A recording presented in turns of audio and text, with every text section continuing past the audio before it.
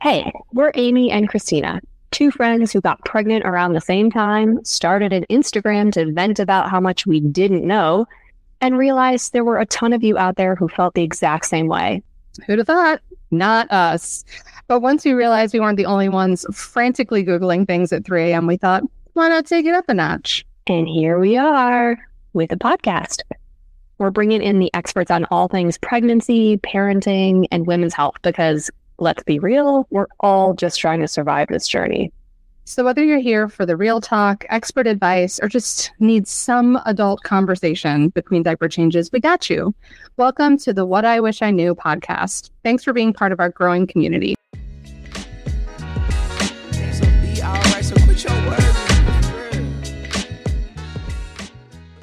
Well, hi, Rebekah. Thanks for being here on the first episode of What I Wish I Knew podcast. We are so honored to have you. Thank you so much for having me on. I cannot believe I am the first guest. It is an enormous honor. I'm feeling very, very excited. Well, we love you very much and everything that you do. Can you tell our listeners a little bit of the story of how you got here? You're a pediatrician, you're a mom, you are a author of 2 books now, which is amazing. Yes, I can. It's been a whirlwind. But yeah, a little bit about me. My name's Rebekah Diamond. I am a pediatrician, mom, author, and my whole journey really started by being a pediatrician first. So I was in pediatric residency 6 years ago, well, over 6 years ago now, when my daughter was born. And, you know, not to start on a bummer note, but man, was pregnancy and postpartum hard, like more than I even could have imagined. And I am pretty cynical and imagined it was going to be really hard. And sure, I was a resident, so that didn't help. But I was also a pediatrician and thought I kind of knew what to do and knew what was supposed to happen and knew what was safe and had good resources. You know, I had so many more resources than so many people. And I was just like drowning. I really felt that way. I felt like I had no confidence in any decision I was making, which is ridiculous because I was like a very smart, like confident pediatrician who was good with kids and good at managing stressful things. That was my whole job. But there was just no infrastructure for me to have this sense of like, okay, here's what's safe. Here are some options of what I can do. Why don't I just make decisions on my own and feel really good about them? And that just kind of, I felt like, didn't exist in the parenting space. There was just this constant erosion of confidence. There was either misinformation or unrealistic information. There was all this stress. Some of it was reasonable to be stressed, but some of it just felt sort of like someone is intentionally trying to make this hard. We're really overcomplicating things and missing some of the key things in the meantime. So that started this whole parenting journey, where I wrote my first book, Parent Like a Pediatrician, really just trying to give the advice I wish I had had.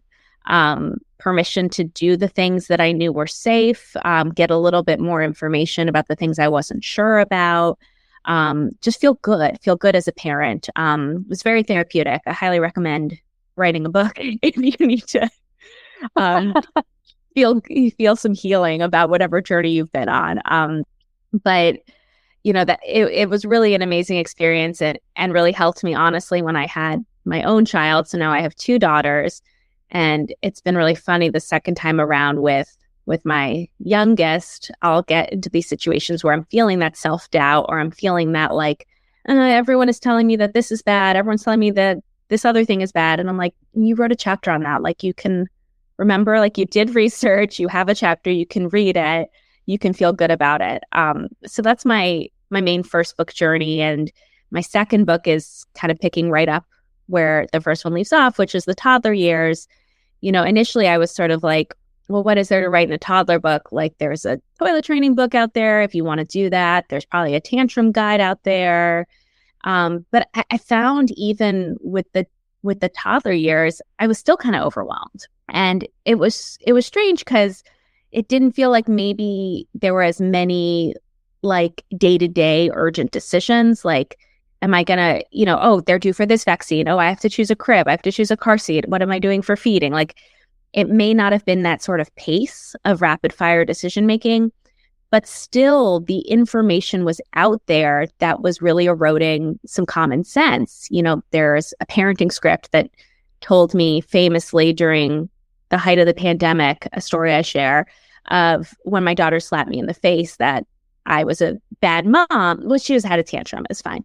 But they told me I was a bad mom because I said, you hurt my feelings, or when I said, good job, that was bad. Or there was just all this advice out there that I was thinking well, there needs to be something. There needs to be some guidance on different types of play, on different types of toilet training, on sleep issues, on all that stuff.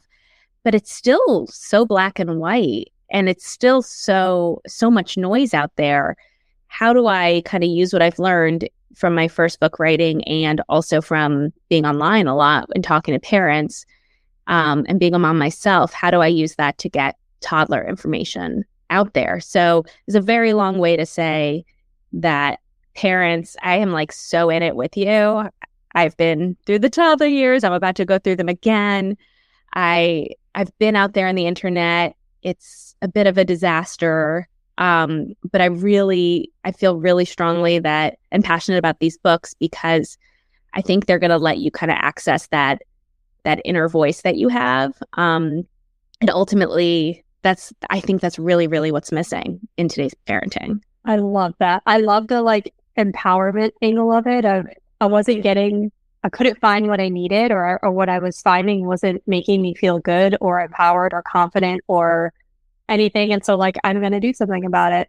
And you did. And you wrote 2 fantastic books. That I think that's incredible. I'm curious when you're talking about particularly your first book, I would say, was there anything when you were researching it and putting it together and trying to figure out what you wanted to say in it that changed your mind about things that you thought you knew about or that you learned and you're oh, I always thought that it was supposed to be this way, but now that I'm digging into it, that's not true at all. There were so many. I don't even know where to begin, but it really was, I love pediatricians. I am a pediatrician. But the type of training we get really is limited. In the same way anyone's training is limited. It's based on the science we have, the data that we have, the common sense, the biology to create sort of these best practice guidelines. But the evidence that they have can be a lot less than we think it is. And it can also just not be what's practical. And so I had been, before my oldest daughter was born, reciting these best practices and these checklists. And this is exactly what the gold standard is, without really understanding if there was data behind it, how much, what you could do to modify it if you had a different preference or a different style. And you get some of that in training from these expert, supervising doctors. I had some great supervisors who taught me no, parents actually do this. This is actually how parents sleep. So we're going to counsel based on that. And that was really formative. But it wasn't until I started engaging in this really in-depth practical research, mixing that with my practice, with my talking to families, that I just had totally new approaches completely. I have 1,000 examples. Right now, I'm very enmeshed in an extremely controversial topic of safe sleep that's been going on. It could not be hotter. And I knew it was going to be controversial when I put it in my book. I ended up saying, to try to give a very brief summary, that standard of practice, putting your baby in a bassinet by themselves on their back, is the safest that we know. However, because I was able to do so much research on it and also have so much lived experience and experience with thousands of other moms online and hundreds in the world, I know that this isn't what's happening. And so I started researching what I call a harm reduction approach, meaning you should always strive to do the absolute safest thing. But if you're in a situation where that might not happen, you should know if there are ways you can mitigate risk, because otherwise you'll end up in the least safe situation, which is falling asleep on a chair, couch, fluffy bed holding your baby, which is when most cases of SIDS actually happen. So it's a lot of preamble, but it's kind of necessary to understand that my framework completely changed by engaging in this conversation. I couldn't have imagined myself ever even uttering this kind of phrase or anything close to it in my clinical practice. And now in my daily practice, I do this. This is how I train people. It's what I wrote in my book. It's what I do in daily life. It's what I've incorporated into my own practice. Again, still striving for by the book sleep. But I recently shared kind of an excerpt and a little more context about this online. And a few pediatricians, in fact, just couldn't really process it. There's such a cognitive dissonance, and really came personally and attacked me. And it was this moment of like, we have to be better about being in conversation with each other and with parents. And to your point of what changed when I started listening to parents and also engaging a little more in the research and talking to experts and just being more open-minded, literally everything changed. You took that same approach to breastfeeding, I remember, which is like, there's enough research to indicate that like the benefits of breastfeeding from a nutritional standpoint, from a bonding standpoint, all these things. However, the acknowledgement that breastfeeding isn't always the best choice for the parents. And you have to weigh their needs too and say like, yes, I still recommend breastfeeding for all of these reasons, and that is scientifically based and And if you're not going to breastfeed, like, here's the information about that too, and that's okay. Right. Your child is going to be fine. Realistically, not everyone can breastfeed for whatever reason. But I like that. I like that approach too. And it's kind of all throughout the books is like what you were saying. There's always science to back up what needs to happen or what the recommendations are, but there's also the reality of how humans live and what that looks like. So yeah. I think that's just like that's so true. I mean, it sounds stupid to say out loud, well, there's the real world. Like when we have recommendations, if someone is giving you a recommendation that assumes that it's going to work for everyone, that can't be a good recommendation, regardless of if it's a scientific recommendation of this is the only way to do something, not this is the ideal, or this is the ideal and here's some steps to modify. But if this is the end all be all, or if it's a parenting expert who has really helpful strategies and tools, but tells you these are the words you have to use to talk to your child.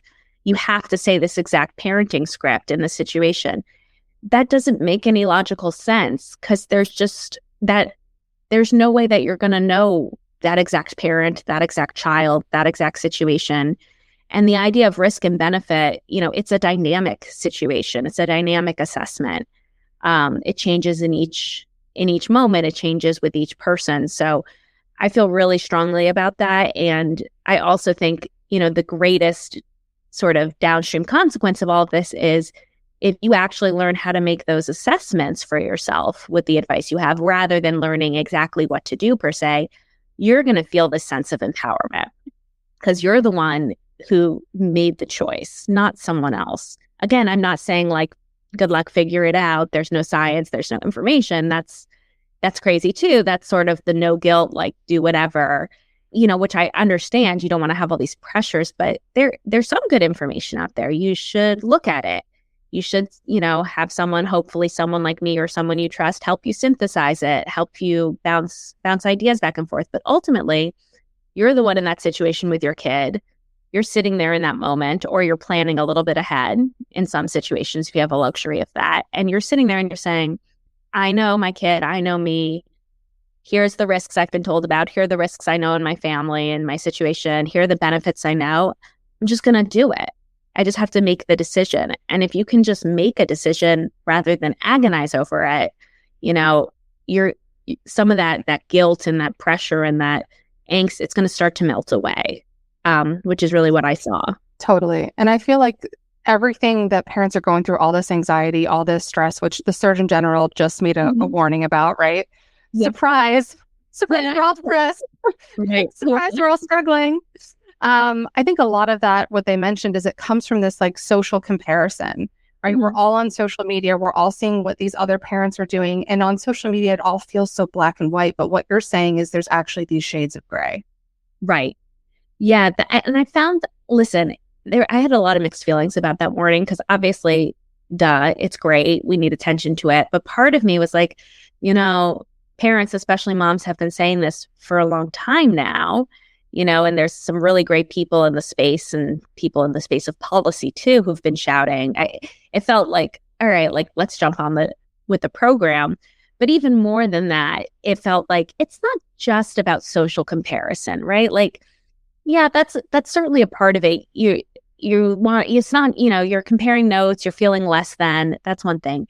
It's a little more specific than that, I think, in the parenting space. It's just this lie that there is a right answer, that there is something you could be doing right or wrong, rather than, again, making you actually sit with your decisions and be in the moment. And I think, it's all very related, but it's not so much like my kid got an A, your kid got a B on their, sticker chart progress project. But, like, it's not quite as concrete as comparing yourself in the day-to-day things. I think it's really this erosion of confidence in your ability to live day-to-day without someone telling you what to do or someone telling you it's okay and validating it, overcomplicating decisions that, 20 years ago, I think just wouldn't have been decisions to think about, for some of those, because we, for better or worse, like sometimes we have more to agonize over now because there's more stresses and there's more science, and that's one thing. But sometimes it's people just really being told your intuition doesn't matter. I'm going to tell you how many ounces to feed your baby. I'm going to tell you how many hours of sleep your baby needs. I'm just going to say this prescriptive thing without telling you why or teaching you how to follow your own instincts. And I think that accounts for far more of it than just, comparing family photos and things like that. Is at least that's been my experience.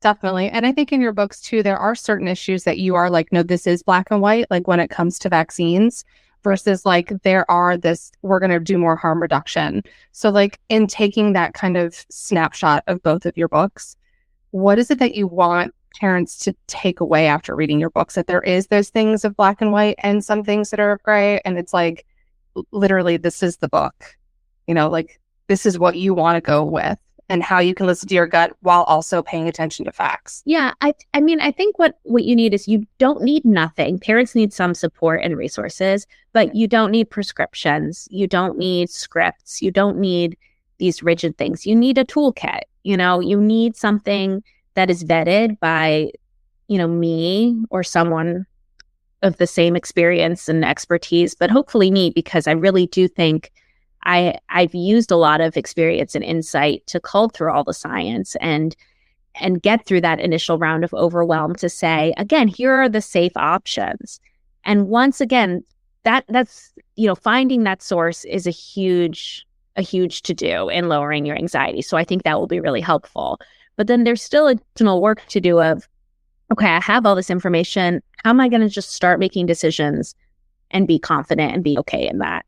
And so it's sort of, I view this as like a partnership of, I'm not selling you a book because I can tell you how to be a parent. Honestly, there are plenty of people who claim that they can tell you exactly how to parent your kids. And I just don't agree, because I'm not you. I know nothing, honestly, about you. I don't know your exact values. I don't know your exact style. I don't know your kid's temperament. I don't know your temperament. Are you anxious like me? And so saying, don't breastfeed, don't worry about it, is helpful because it takes pressure off? Or are you actually looking for breastfeeding support and you have some people who are like not that into it in your family, and you need some more information to arm you with you just need the background and the philosophy of it so that you can tweak it and how you're sort of signaling that and relaying that messaging. So again, it's really, I think both books I think are super duper helpful. But they're just an opening, a starting point for you to then say, okay, I have good information.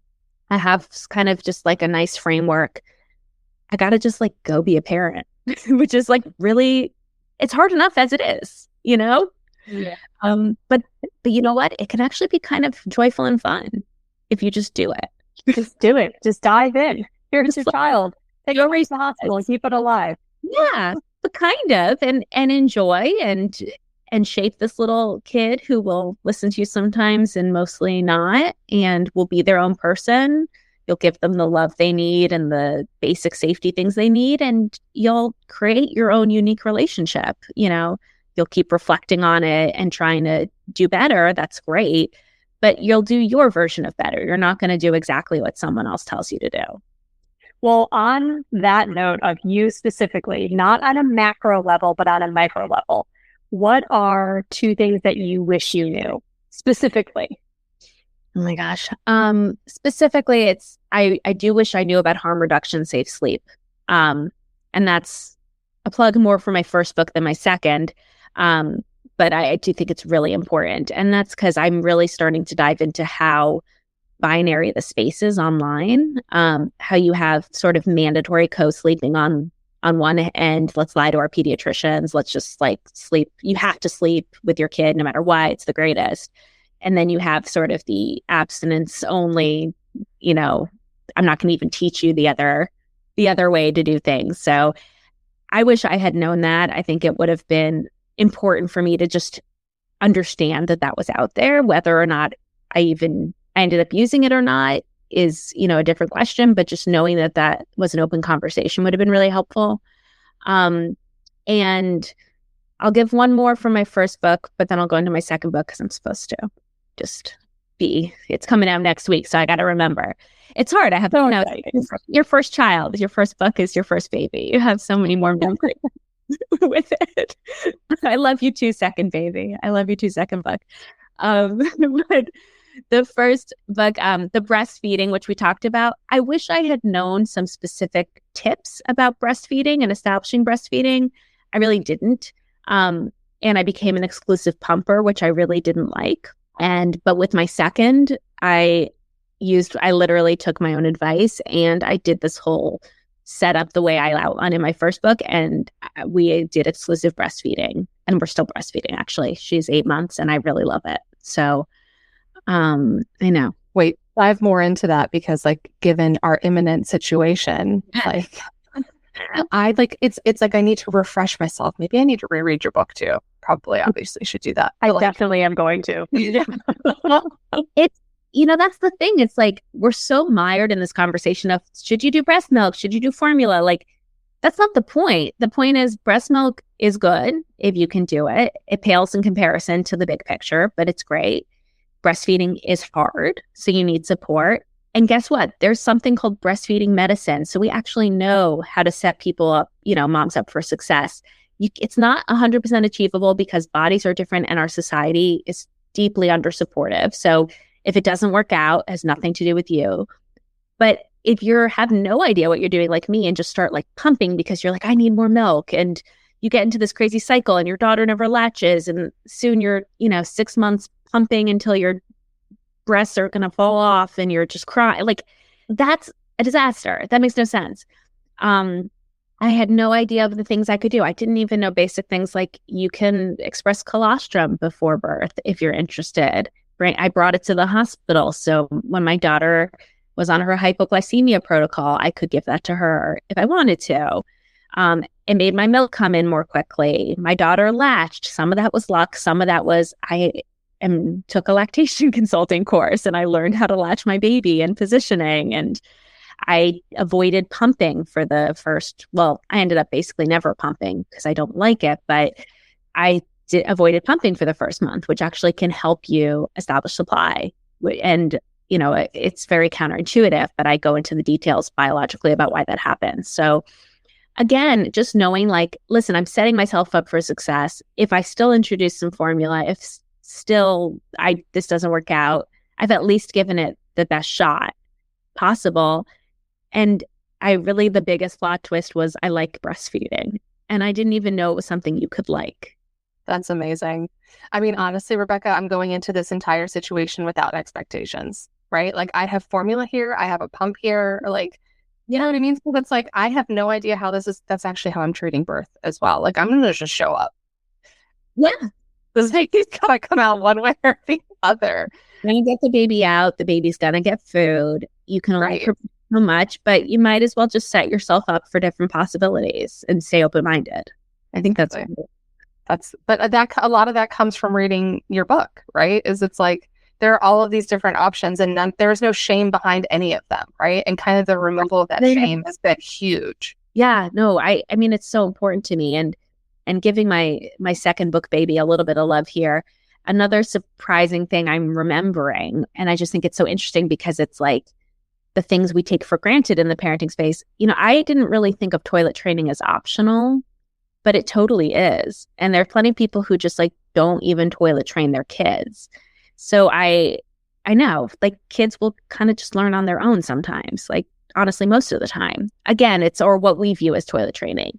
So I think the second book was a lot of looking at, like, why do we say these things about the toddler ages? Like, it was explaining tantrums and separation anxiety and giving strategies, and that's all really important.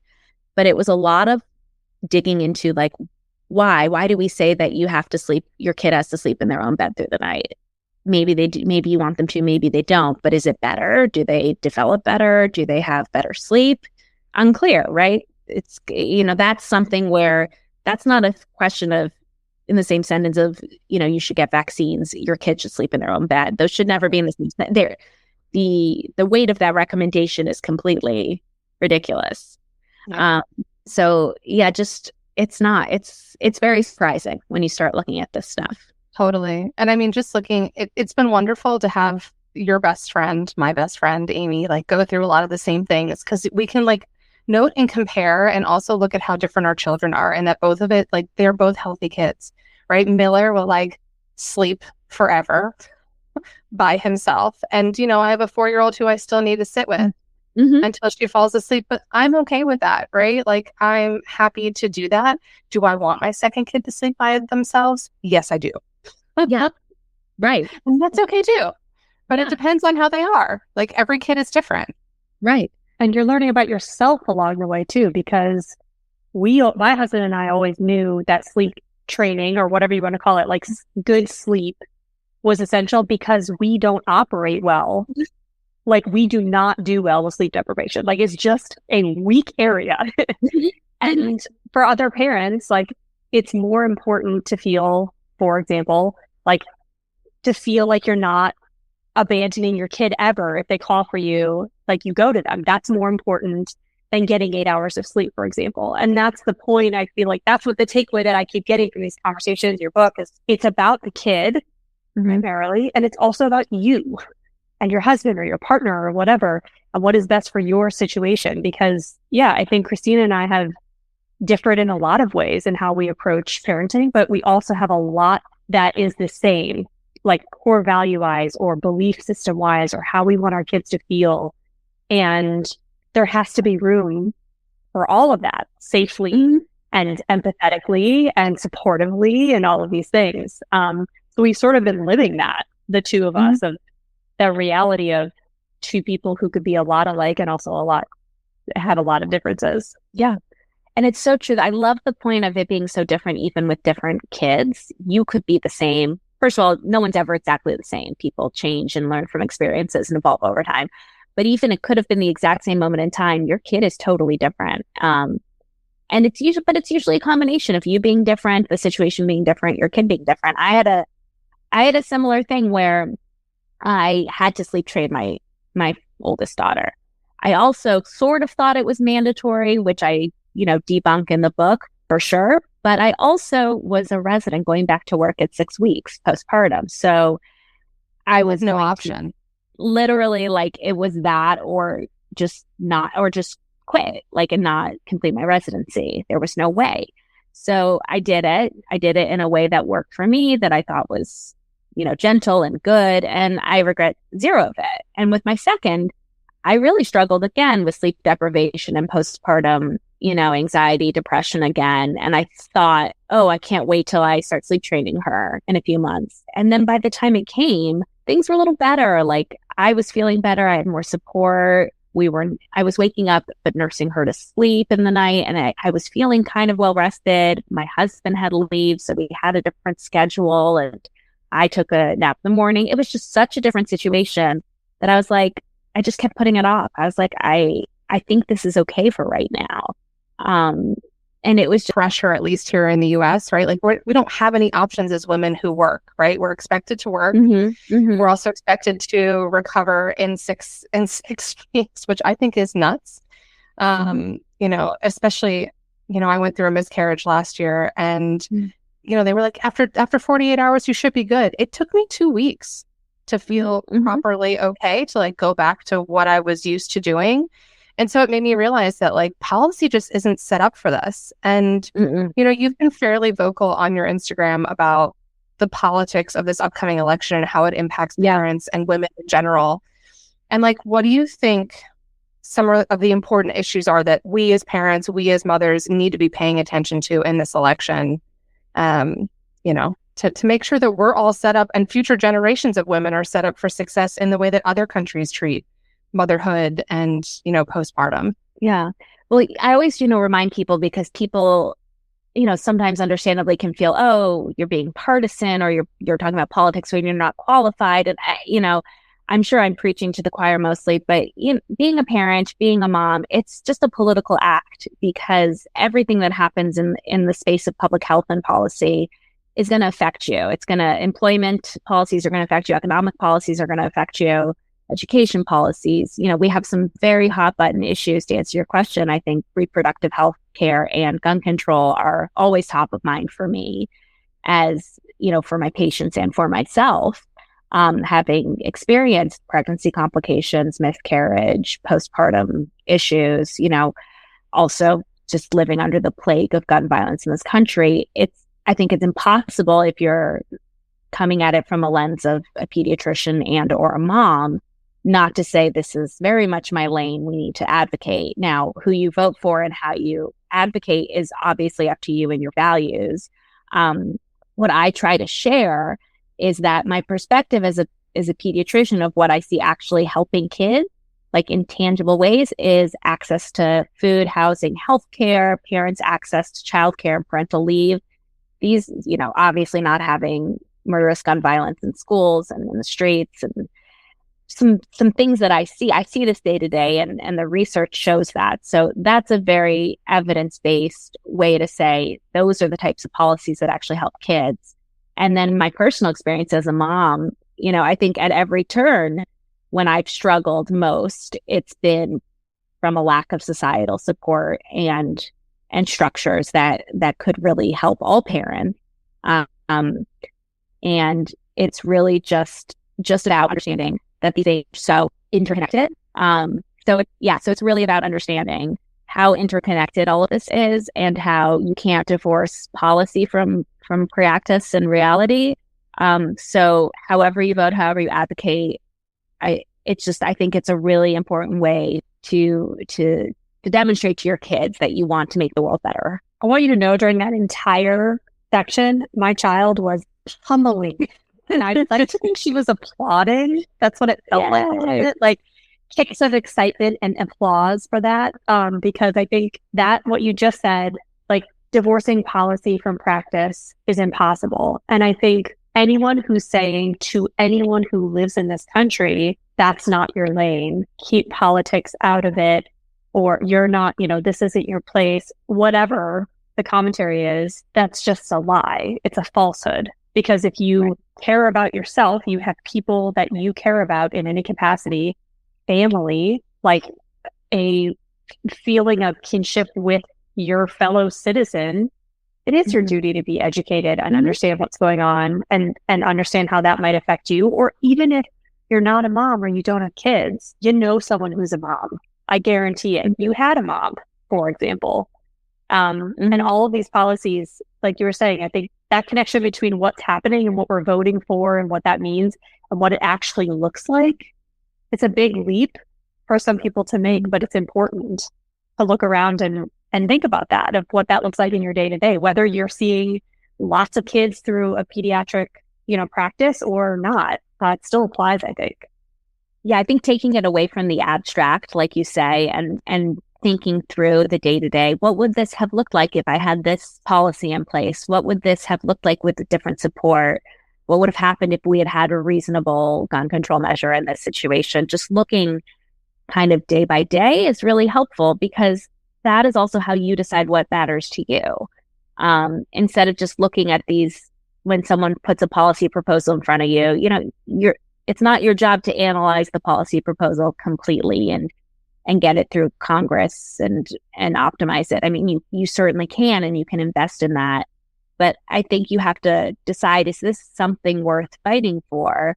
Because it will impact me and my loved ones in a positive way day to day. I think that is a thought exercise you can do with the right information. Understanding that nothing's perfect, and you're not going to, you're not voting for the, king or queen of the world you're going to believe every single thing that they say and love them. And it's not about that. It's about, is there some sort of a representative on every level, state, local, presidential, who is putting forward things that align with your values? And that, yeah, definitely. So Rebekah, we're kind of coming to the end. And so this is when I love to do this kind of moment.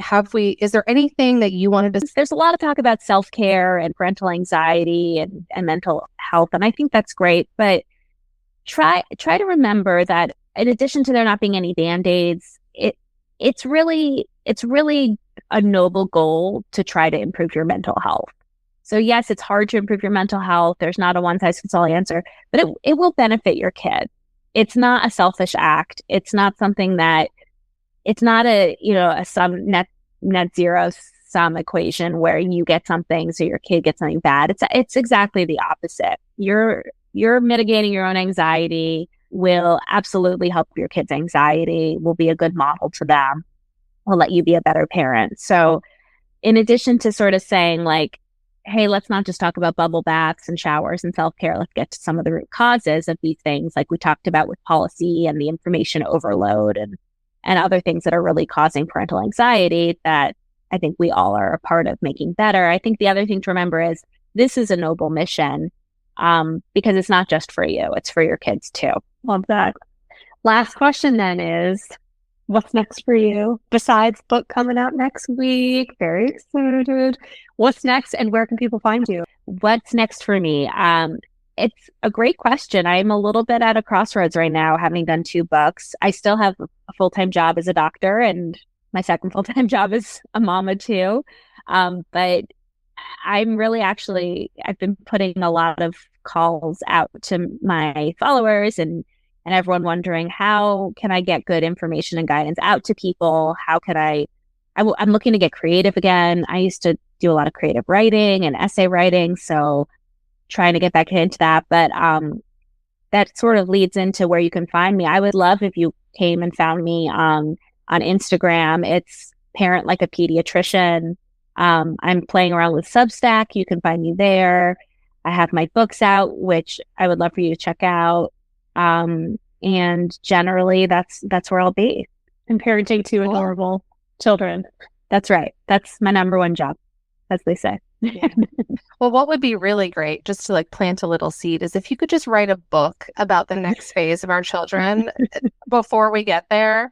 We could like grow up with you like we did with Taylor Swift, pretty much. We could do teen years are coming up. Let's do preteen, prepubescent. We could do teen years, going to college. Can you just write about that? That would be very helpful for me.